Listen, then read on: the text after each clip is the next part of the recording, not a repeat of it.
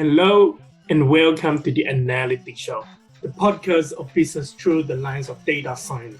But together, we'll dive into learning and sharing where various industries are heading and how data and analytics is at the heart of shaping business growth and productivity. Let's spark different ways of thinking about data and analytics that is relevant to you and prepare your business for future disruption. I'm your host, Jason Tan.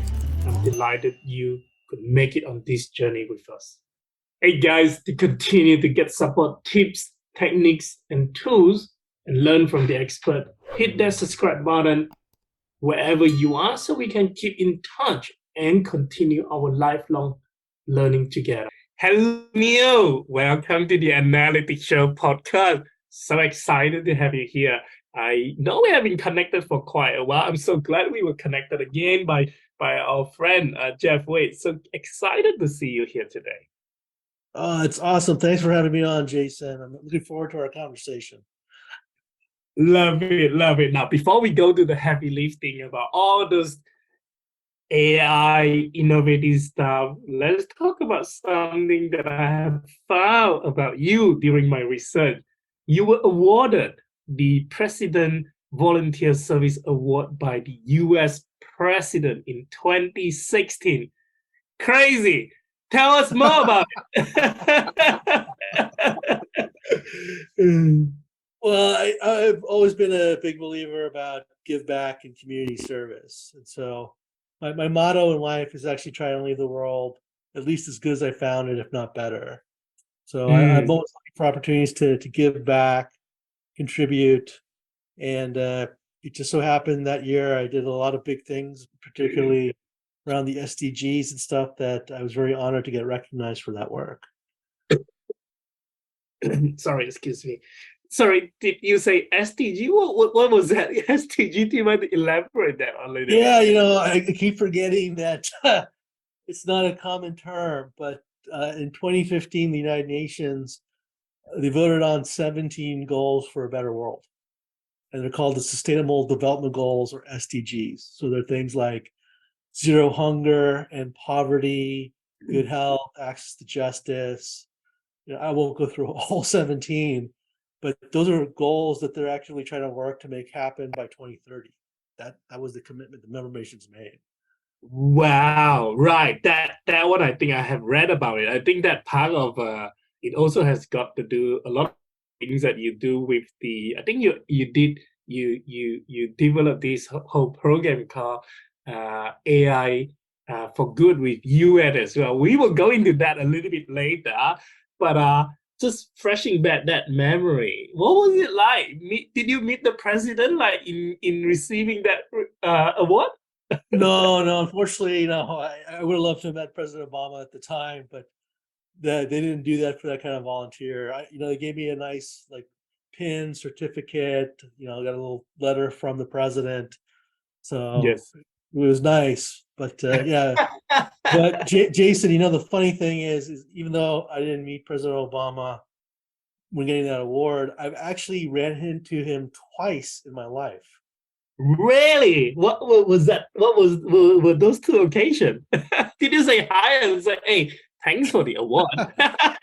Well, it was before. Both times were before the award. The first time he was running for president the first time, and it was actually at Sacramento Airport. I was on the tarmac, doing some work, like helping out with some of the airport operations, like trying to figure out some improvements. And his jet at the time, I think it was called Obama 1 or something like that, happened to be there. And he was outside on his cell phone. I think he was on his way to Hawaii for vacation or something like that. So, being mindful of all the security, that kind of stuff, I saw him. I kind of just waved at him and he waved back. That was pretty cool.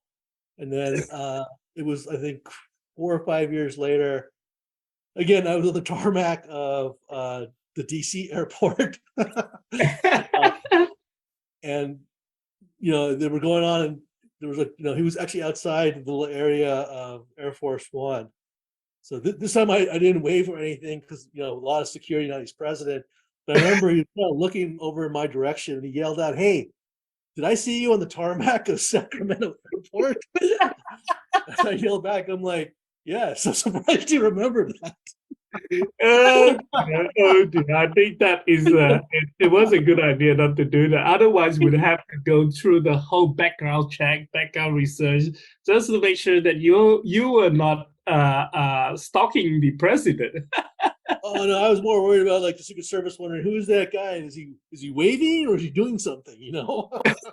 Is there anything on his head when he was waiting? That's why the president said something first. Oh, what an experience! What an experience! Well, I wish you will bump to him again sometime in the future again, but to make sure you are keeping yourself safe.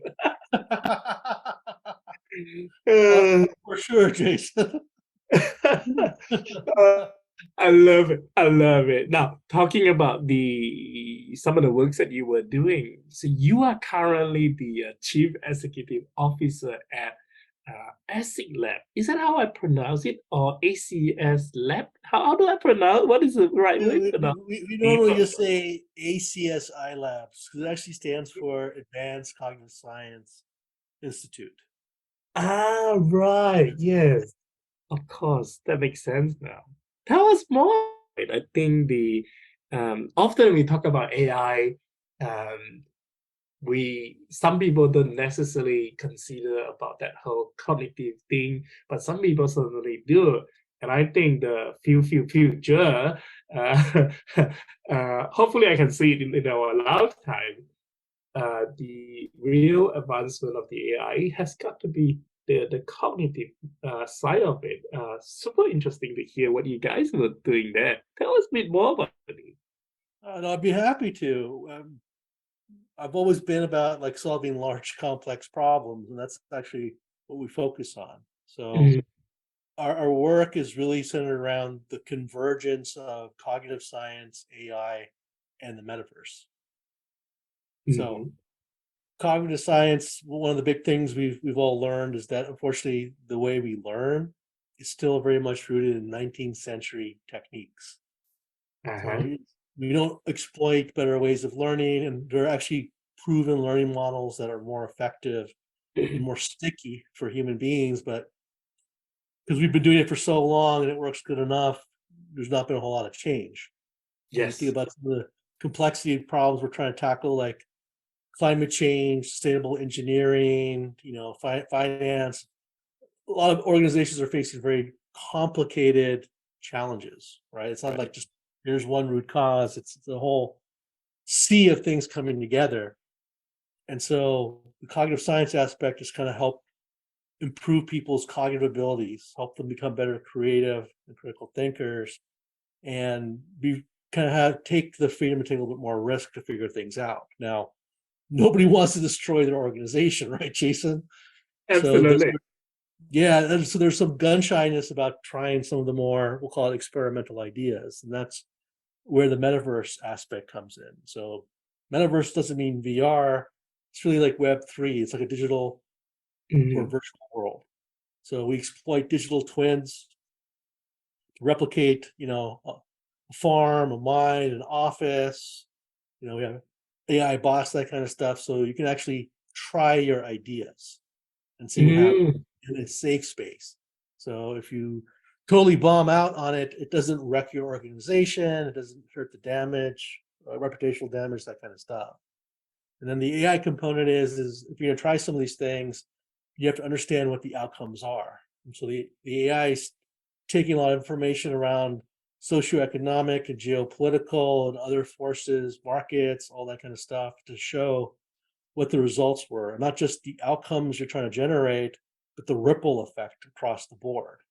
And it's bringing a lot of scenario planning, so things you may not have anticipated to bear, or things that you might actually ironically think are black swan events, but are really statistically more likely. Like we had a financial institution back in October, kind of ask about, we did a little bit of work saying like, there's actually a threat to the banking system with some of these unsecured losses. And like, no, that's not going to happen. That's like a black swan type of event, right? We've been through that before. Not going to happen again. And of course, 4 months later, Silicon Valley Bank goes under for that very reason. triggers a panic in the industry. You know, they come back like, "Hey, what was that you were telling us again?" I know, right? I think sometimes the hardest thing to really think about is the black swan event. And it's just such an outlier that we just think that it would never happen. But those who can see it often make a huge return. I wonder if anyone make a huge return on that. No, no, but I'll tell you a quick story. Just you know, we can't, as people, we sometimes can't get our own way. But Hmm. in 2017, I was proposed using AI and generative design for viruses, and saying Hmm. that generative design, AI systems could look, if we teach them, they could actually look, figure out how viruses might mutate, how new viruses might propagate, or animal to human transmission or plant to human transmission. And if we do that, right, because the AI can fathom millions of possibilities, look at the probability and kind of put forward, we can look at what, if any of these are likely, but then we would have the genetics of the virus. So in theory, we could start working on a vaccine before the virus actually existed. So we might have the ability to prevent an epidemic, let alone a pandemic. Mm, mm. I presented the idea to some of the top people in the industry, the world leaders, like, well, that's a very altruistic idea, that kind of stuff. But the price tag was a couple of $1 trillion. And like, we probably have to pull people off some life-saving work right now. Mm. I totally get all that, but they're all saying like, the odds that we really have like a major epidemic, let alone pandemic, that's just not going to happen. And of I course, that was 2017. We all know what happened in Wow. 2020. Wow. Well, I can imagine that. I think going back to the where we were talking, um, there are such a big topic. I think you were talking about the creative thinking, how to think differently. You talk about the AI. You also talk about the metaverse. I think those are the really big three topics that we can explore. We're gonna explore them one by one. But before that, I thought I would start with the metaverse. Uh, uh, is that the metaverse, the that one that you were thinking? Is that the version of Mark Zuckerberg is thinking, or how is that going to be different? No, no, no. They created a fictitious world for people to play around in. What the metaverse really means is just a digital representation of the real Mm, world. You think about digital twins. So you can clone your yes, office into the digital world. You can clone your farm, clone yourself, right? yes.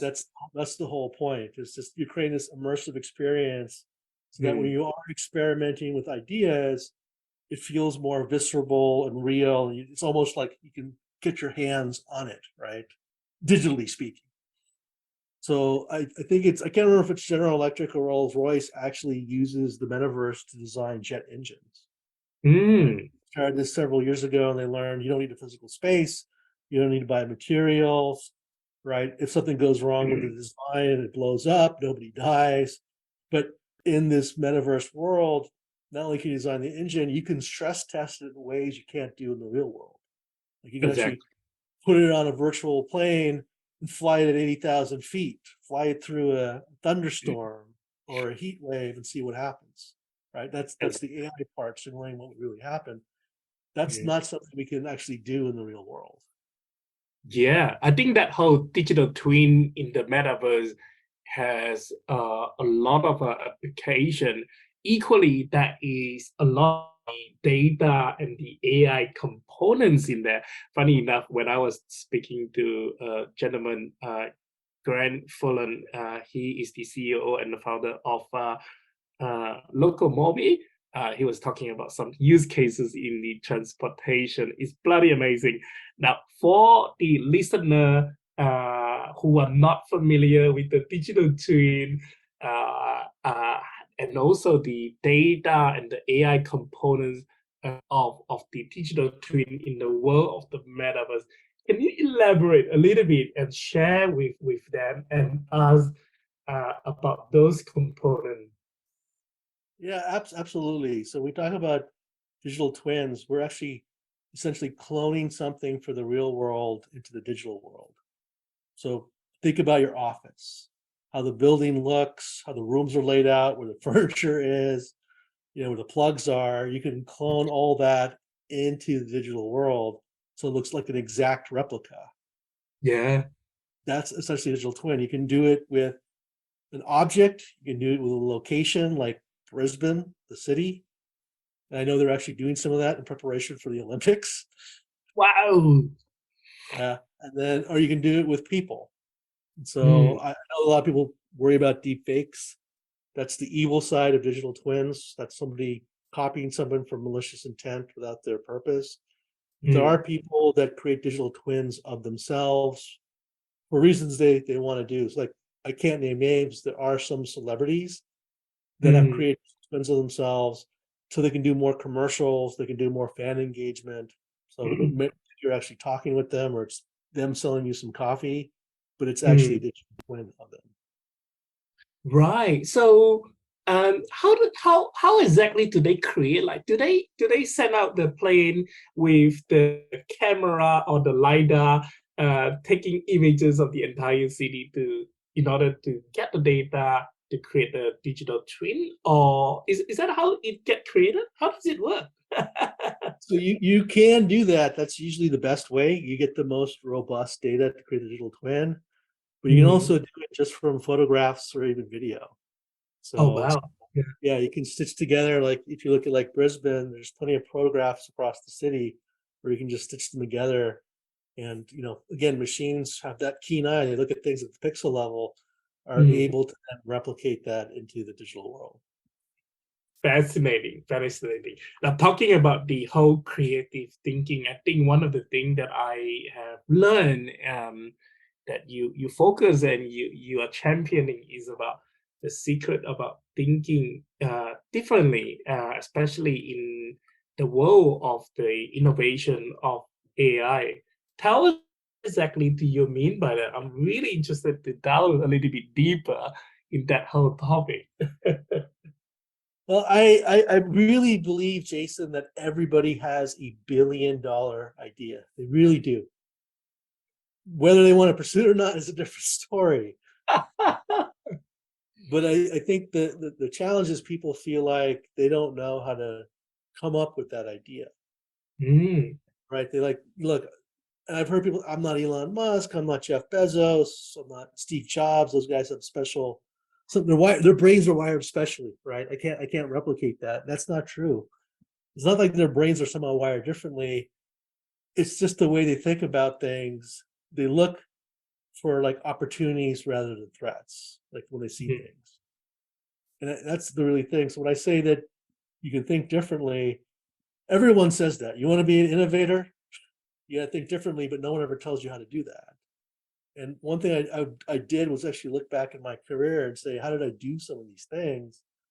And I actually came up with a framework around that. It's actually the topic of my next book, which I call TUCBO. It stands for Wow. think different, understand different, create different, be different, own different. And so like one common technique, like if you're wondering about an innovative idea, one technique to try and figure something out is to challenge assumptions. Mm. Right? Assumptions are things that we don't actually know the answer to, but we're going to assume that it holds true this way. And that's just ripe for picking apart. So one common assumption in the US for a long time was you have to own car. You have to own a car, right? Most people live in suburban areas, rural areas, this kind of stuff. How are you going to get around without a car?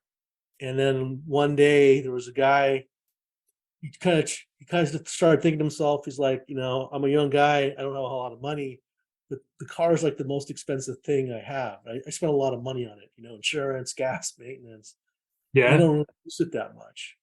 And so he started thinking about it. He did some research, and what he learned was the average American spends about an hour a day in their car. So for Mm. 23 hours, it just sits idle. That's not a great use of an asset, right? Yeah. So he challenged the notion that you have to own a car. He basically said, well, you really use a car on demand. So Mm. that person went on to found Zipcar. So basically Wow. came in and said, what if you could just rent a car It'll just be located in strategic areas nearby. You can go get the car with your phone, that kind of stuff, unlock it, all that. And if you only need it for an hour, you pay for an hour. You need 2 hours, you pay for 2 hours. That's it. And wind up disrupting the rental car market. So, that's a good example of challenging assumption. But then you had some other people come and say, like, well, why do you have to worry about getting a car? There are people driving around anyways. What if you could just carpool on demand? And thus, Yeah. share was born. I love that. I love that. I have an even crazier idea that I thought about this whole thing actually. I sometimes wonder, what if we just replace the entire car transportation with vehicle with travelator? Interesting. Travelator is the one that we use on the airport to help us to walk faster.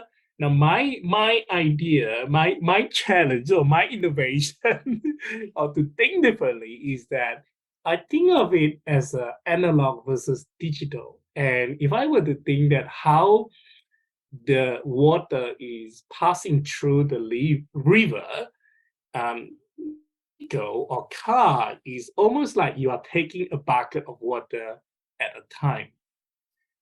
And because of that, that is why there is always a jam and during the peak hours, because too much bucket are trying to go through that funnel at one point.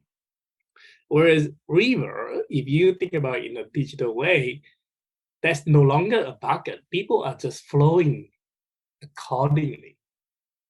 So that is how that is how my innovative thinking about solving the congestion. I actually like that, right? You actually take some of the variability out of the system and you have people actually traveling more at the same speed.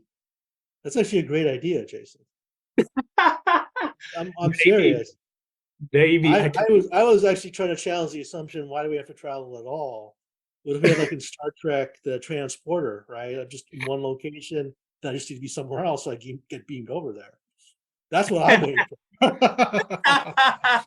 Well, Somebody out there better be working on that. I hope Elon Musk hear that, and then he's gonna build another company and get me in charge for doing that.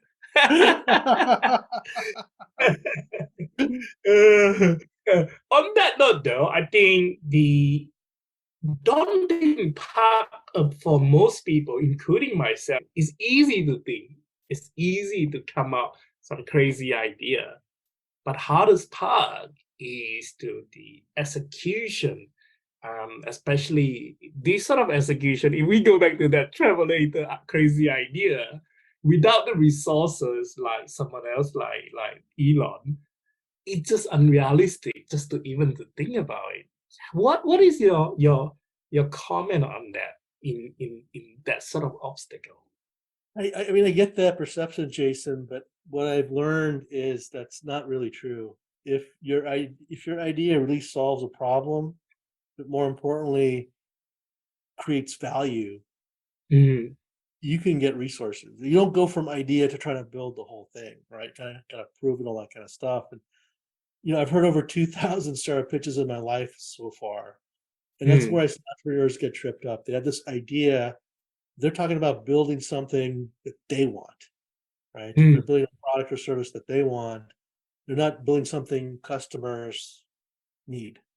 mm, And that's really where the U comes in the tugboat, understand different, which is mm, vetting your idea and saying, are you actually solving an unmet need and mm, essentially quantifying the value proposition? Because I found if you can do that, right, there are small steps you can then start taking where people will give you money, you can hire a team, you can get some materials, start building. But that's the process.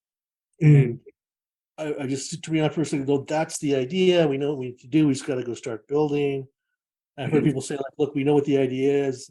You can't spend time raising money all the time. Just give me $50 million off the start. And well, from an investor standpoint, that's not how good risk management works. mm, So I mean, mm, this whole thing's a process. It's I know it takes time. And it's a little, it's like, and it's kind of like dating to find the right mm, investors, startup team, that kind of stuff. There's really no way around that. You need the right people on the bus that buy into the value you're creating. So you have to find the right matches, because you find when you get someone on board, it's a marriage, right? Yeah. And divorce is messy and painful in the startup world. It is. It really is. Now, speaking of thinking differently, innovation, and we just talk about those things with the transportation. But I am curious though that you spend significant time in AI and also various industry. I read that you were one of the master innovator back in the old days at IBM.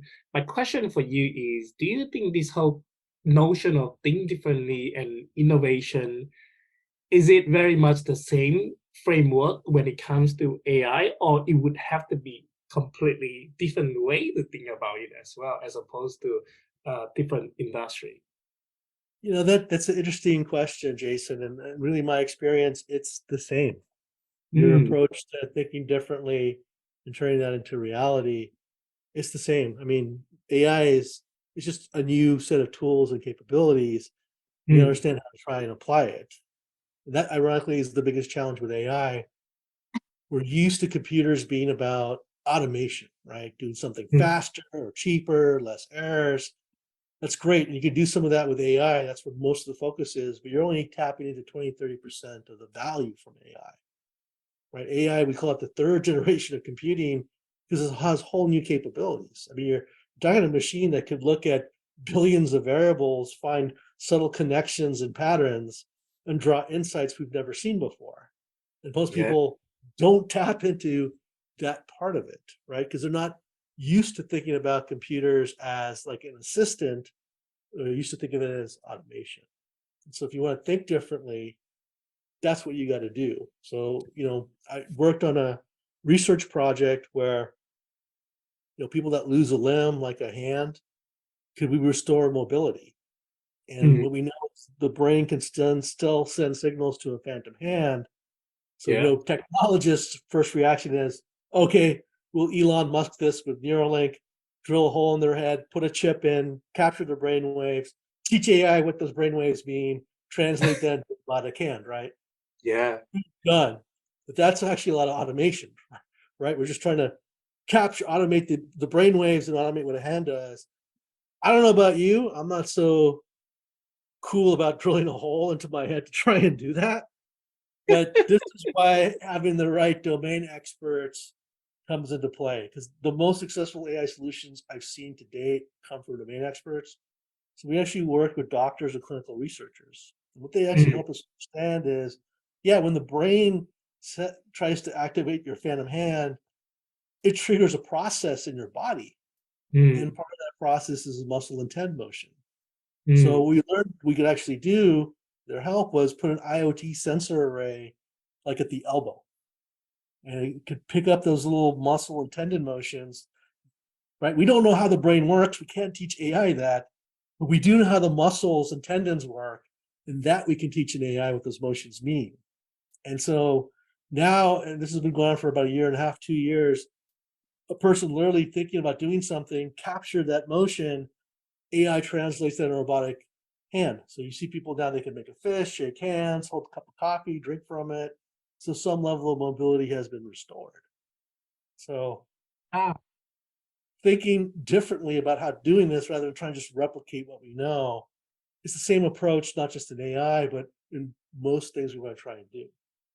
that is so fascinating. It's the first time I have just heard of those things that you described, and I like how you use it as an example of think differently. I never know about those things. How is the progress on that one so far? It's been pretty good. There's work now trying to be doing. Can we do that same type of thing with the foot? Mm, Obviously, anytime you start something new, it's time consuming as you figure things out, and it's a bit costly.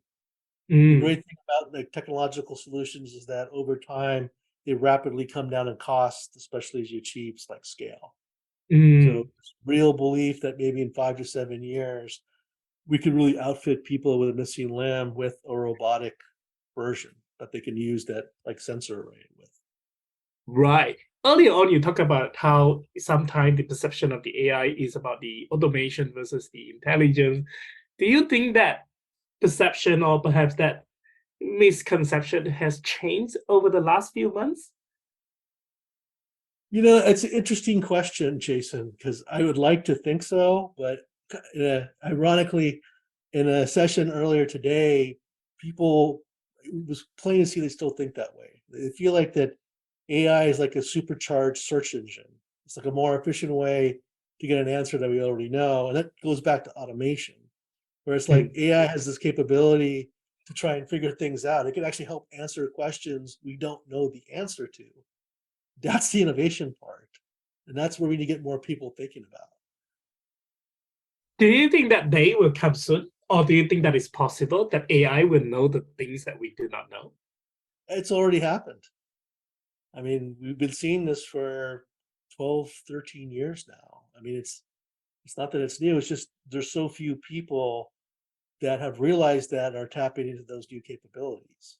It's growing in ecosystems like I helped the UN build the AI for good. You're getting more and more people trying to realize that, trying to do that.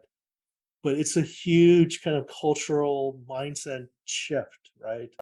Because people are just so used to computers being about automation, about them being programmed and following a set of instructions, that it's tough for them to make this transition that, well, here's a computer that can do some activities that require some cognition, Mm. help me out, right?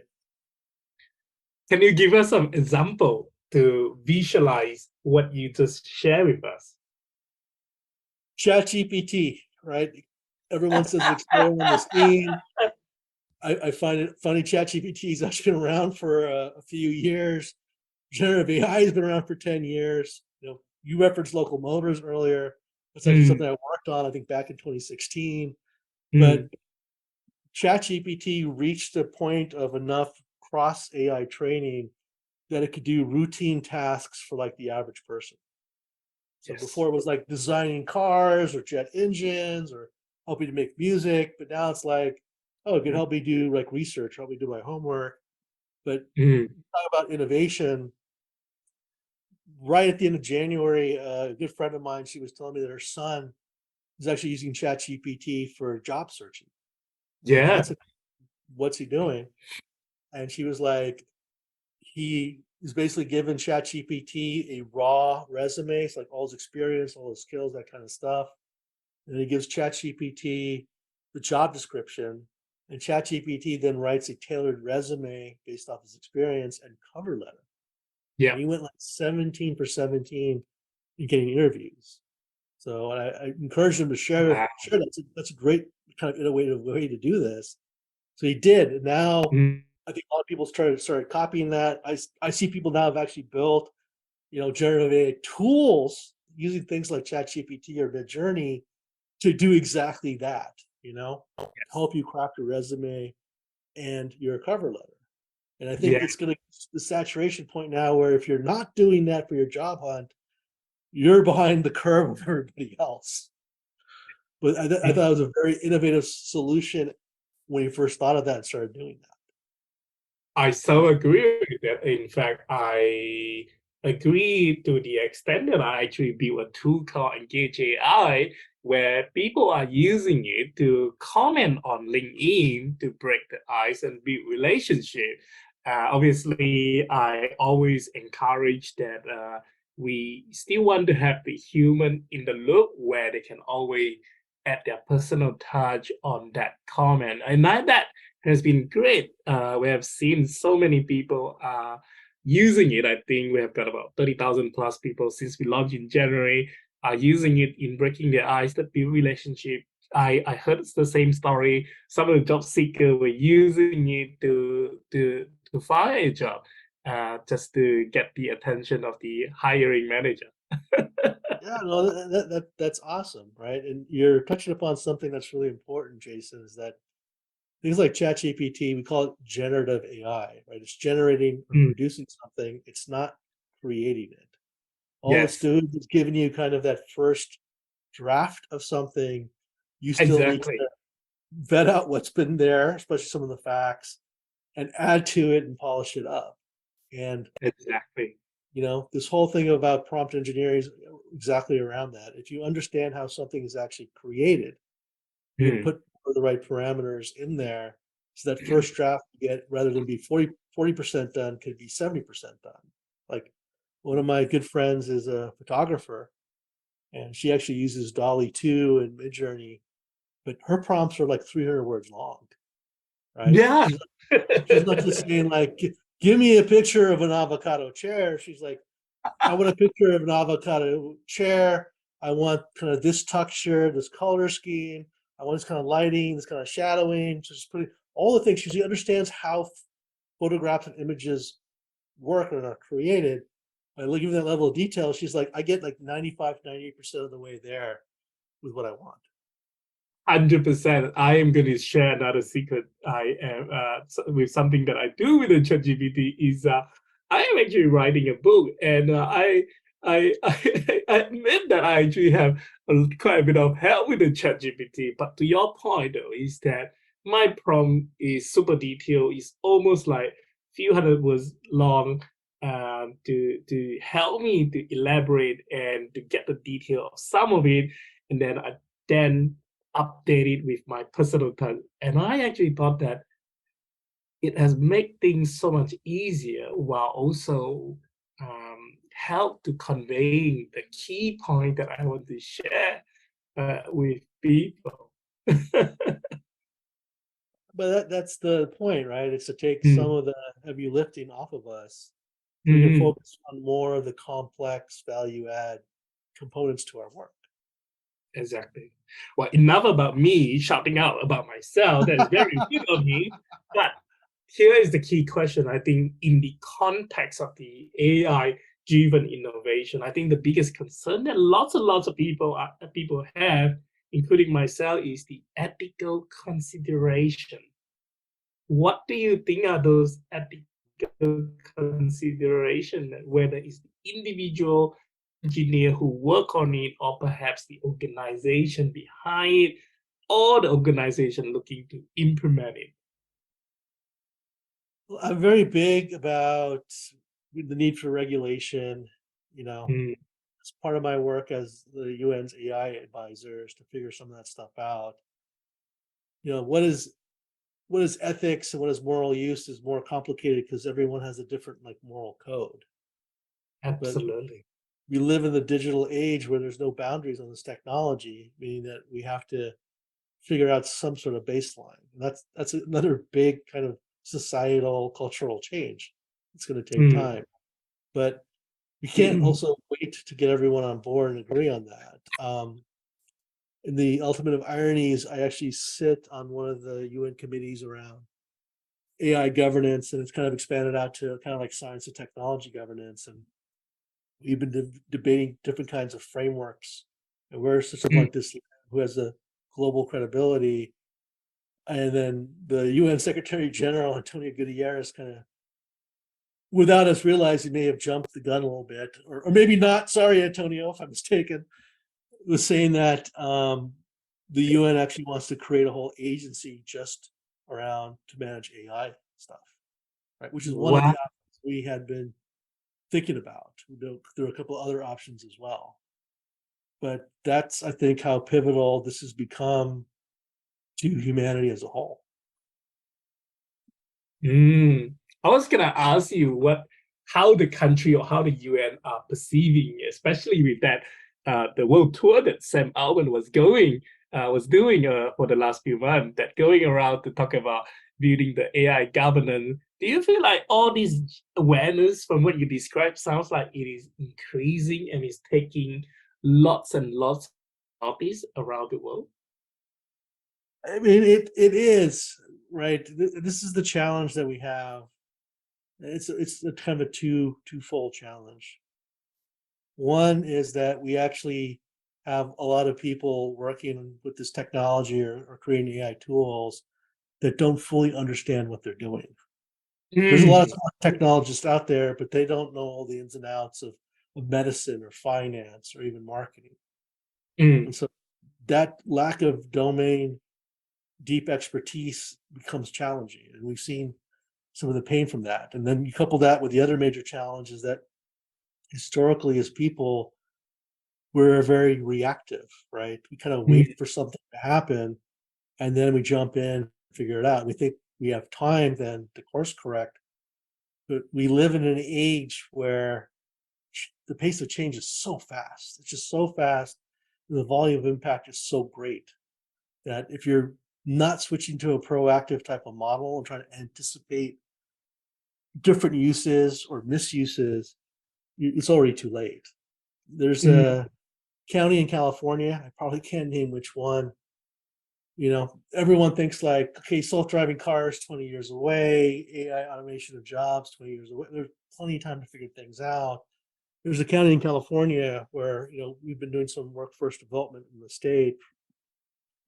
People were skeptical, saying like, yeah, AI is not going to jump in and do some of these things for, 20 years or maybe never. We don't think AI can do that. One of the counties actually came back a couple of months ago and they commissioned some independent study and they basically realized 30% of our jobs are in hospitality and transportation. mm. We've seen with generative AI like ChatGPT, that's kind of the trigger. They now realize that they're at much greater risk than they realize. They commissioned this study, and there's a very real plausible case in the next 2 to 3 years. They could see 3% of their workforce go unemployed in the span of 8 weeks. And they're Yeah. like, if that happens, if even 10% go unemployed in the span of 8 weeks, we don't have the resources to pay unemployment benefits. We don't have the resources for worker retraining. We don't have the resources for this. We don't, we have all these students going through educational curriculum that are basically being prepared for jobs that won't exist anymore. And now they're realizing, oh my God, what do we do? Right? We Mm, don't have 20 years. We don't even have 2 years to get ready for this. mm. That is a tough question, and I, I think we all just have to be prepared for it. And I think it's one of those consequences come with the innovation. And speaking of consequences, I suppose on the other side of coin of the success coming from the innovation, often it also comes with failure and setback. In this world of the AI, and that sort of failure and setback sometimes has met with higher volume and a voice of the critics. How do you think we should embrace when failure is inevitable? Well, look, failure is not a bad thing. Obviously, it's a great way to learn, but you don't want to fail spectacularly, right? You don't want Mm, life damaging or business threatening kind of failure. But I think it's mm, also a testament that we do a lot of things that we don't fully understand how they actually work. That's true, the shocking part, right? true. You think about like teaching AI a language, right? We always think about big data, all this kind of stuff. And for an AI to become fluent in a language, it basically has to hear about 100 million words or phrases, right? Great, it works. But a human child only needs 10 million words or phrases. Mm, So it's not the volume that matters. There's just certain words and phrases that somehow trigger cognitive stimulation. The problem mm, is, learn our first language, we don't have the way to communicate which of those words and phrases are connecting. So we don't fully understand like how we learn languages, mm. right? That is so true. Mm, Same thing that there was a project in Nairobi, Kenya called Loving AI. I told the listeners probably not what you think, mm, but the whole goal was, could you create like an AI system that could be there for people that suffer loneliness, right? Before mm, COVID, loneliness was definitely the biggest illness in the world. About 40% of people suffer from severe to moderate loneliness. So could you teach an AI system unconditional love? So not for these people to replace human relationships, but always have a safe space and know that there's something they're connected to no matter what. So they don't feel alone. And mm. if you think about that, it's like AI can only do what you teach it. So how do you explain the concept of unconditional love, right? Then you start thinking about, well, Yeah. why is it unconditional love? Does that mean there's different kinds of love, right? Is there love and then unconditional love? And then when you think about love, like there's love between two spouses, between two friends, parent and child. So it became this really deep kind of, you know, thought exercise into what it means to be human. But people started going like, we don't really know the parameters of love, right? We kind of experience it. We subconsciously or consciously we think we kind of do. We don't actually have a way to break it down. Yeah. And that's what I think we found in life is that there's lots of things we do, just even work things at work that we don't fully understand how it actually works. And that's the big challenge with AI, right? If we can't explain that, it's not going to do a great job, or we miss something, then that's the problem. That AI is probably not going to work right. And then, of course, you have the bad actors that, when you do build tools, will find ways to misuse them. So it's kind of this whole stagger type of thing we're trying to deal with. There's no easy answers to that other than we all have to learn how to think differently, Jason, right? We're shifting away from how, okay, you follow these steps to do the work, to understanding, okay, how does this work actually function, right? What are the parameters of it? That's why you see, prompt engineering is all about parameters. That's why it's become the hottest skill set out there now. Everyone, I think in 10 years, is going to have to understand prompt engineering. Whatever work you're doing, you have to understand the parameters that actually go into it. It's funny that I was talking to an associate professor, and then he thinks that maybe one day we would have to have a job called prompt trainer. So prompt trainer is to train people how to do prompt engineering. Oh, 100%. Look, I had someone the other day tell me they were trying to use ChatGPT to figure out how to network, and they're like, it wasn't really helpful. It's like kind of bland and generic. I'm like, well, what prompt did you use? I said, they're just like, oh, that's simple. I just said, I just went to ChatGPT and like, what's the best way to network? Mm. that is not a good prompt at all. So all you listeners, do not do that. That's insufficient parameters and data for ChatGPT to give you anything meaningful. So I was trying to explain to them like, you got to be more specific around the parameters. Why are you networking? What are the outcomes you're looking for? What channels? I gave the example, like maybe you want to say like, go to ChatGPT, what's the best way to network on LinkedIn with financial professionals so that I can get a job at an investment bank? Exactly. As this type of, role, like a financial analyst with 10 years experience, whatever. The more parameters you can put in, the more robust output it's going to generate for you. 100%. Often I tell people that you need to give it context. You need to give it a lot of context in order for it to generate or provide a better result. I so agree. I'm so glad you shared that. Coming back to where we were talking about the AI, can you share some real world example for all the things that you have seen in the UN and some of the work that you have done? Some real world example or success story where the individual or organization have embraced innovation and leverage AI to achieve some remarkable outcome. Yeah, so working with some of the countries and NGOs in Africa, Mm. one of the big challenges is actually healthcare. I think if I remember the stats correctly, there's about one doctor for every 2,000 people, Oh and wow.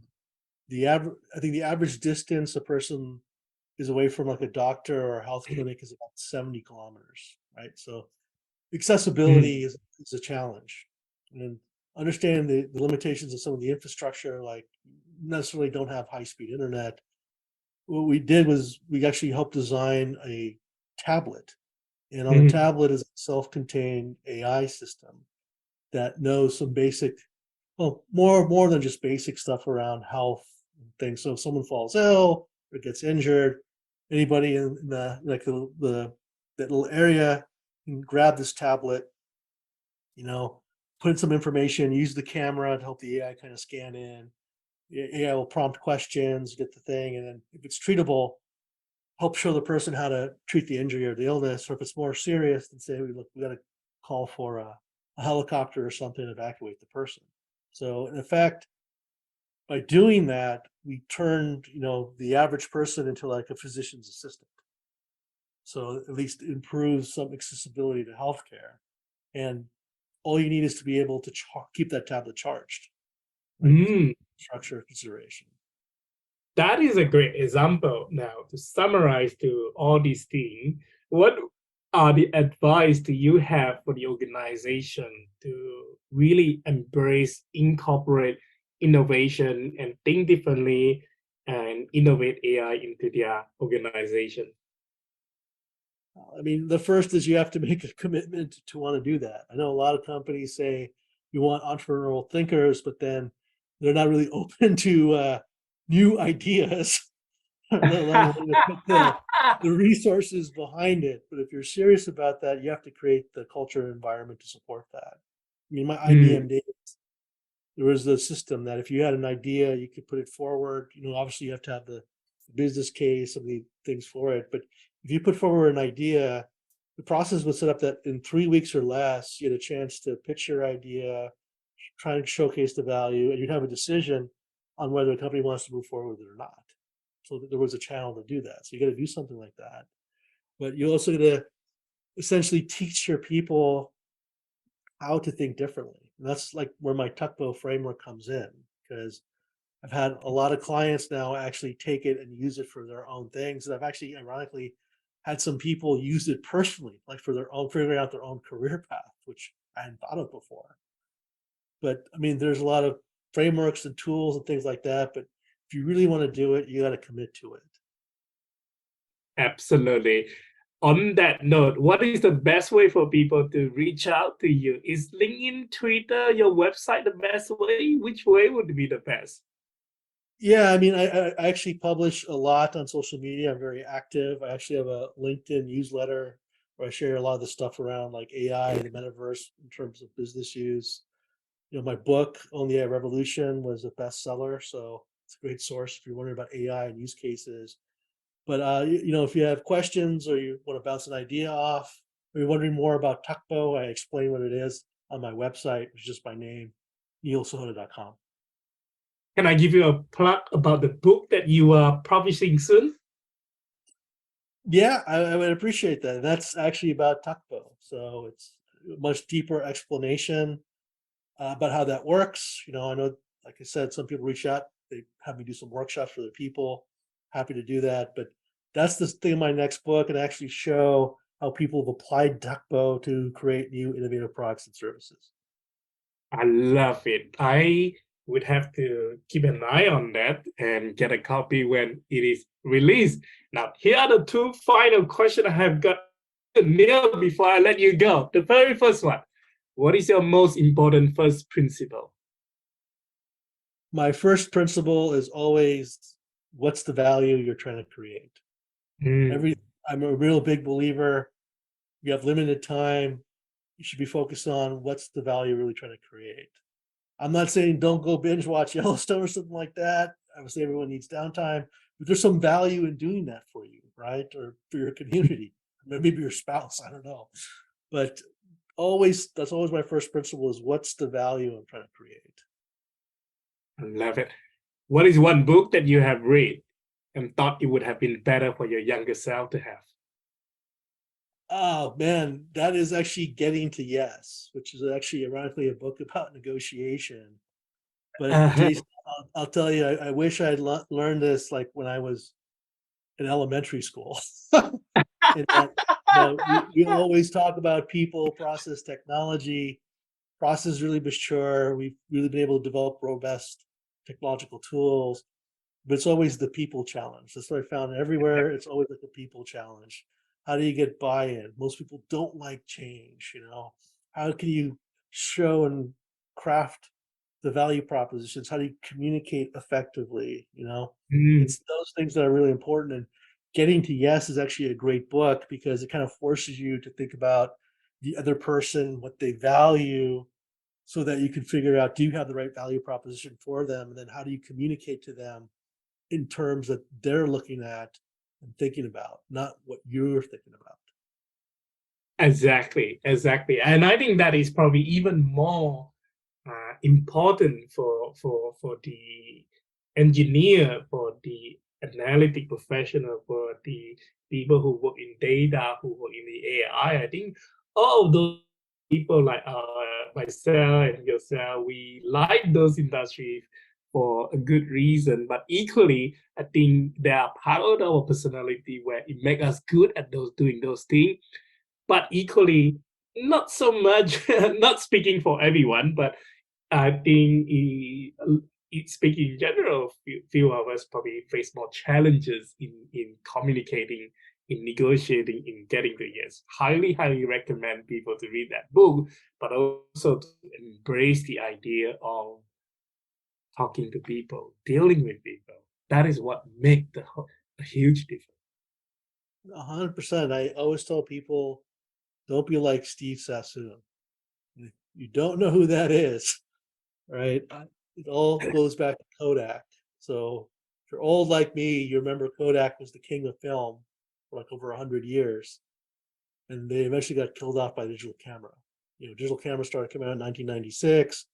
Yeah, the quality wasn't as good as film. They said, no, people aren't going to switch. And of course, technology gets better and cheaper fast. And by 2000, they had knocked Kodak out. But do you know who invented the digital camera? Steve Sassoon, Kodak Mhm. engineer in 1976. So Jason, Kodak had the technology 20 years before anybody else, right? Obviously, back then it would be expensive to develop, but you could still do that. But Steve Sassoon could not communicate to the executives the value propositions, the benefits, what this means, right? All they knew is that it'd be expensive to pursue. And if it actually worked, it would cannibalize their film business. They didn't understand the other opportunities because Mm. Sassoon either didn't understand how to communicate that or didn't understand that's the thing they would actually value. You talked a lot about the technology, not the benefits. But just imagine for a second, if Kodak had pursued that in 1976, where we would be today. I mean, forget about us having Kodak phones and Kodak laptops. We'd all probably be living in the metaverse already. That's probably how quick they would advance.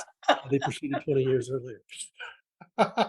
What a story! What a story! I never know that part of the deeper detail about that whole digital camera. But I so agree with you. I mean, what a world we could have lived in should we have pursued that whole digital camera direction 30 years earlier. So that's why sometimes it's not the idea that's the most important; it's the ability to communicate the value. Mm. Exactly. And that is exactly where I was thinking about the whole, sorry, by giving myself a thought again about engaging. Is about how to help people to communicate better. And I so agree with you. Well, thanks so much, Neil. It has been a wonderful podcast interview on the innovation, AI, and how to think differently, as well as the metaverse. That once again, thank you so much. My pleasure, Jason. Thanks for having me on the show. I had a blast during our conversations. This was a lot of fun. Well, the pressure is mine, I can assure you. Thank you. If you enjoyed this conversation, hit that subscribe button so we can meet again. If you don't, I'll be stuck in an infinite loop. So pull that part by clicking the subscribe and help me out. You can further support us by leaving us a kind review from wherever you are listening. At the end of the year, I will choose a reviewer to send a special gift to, and it might just be you. Look forward to seeing you here next week for a new adventure. If I can find my way out of this endless loop. See ya!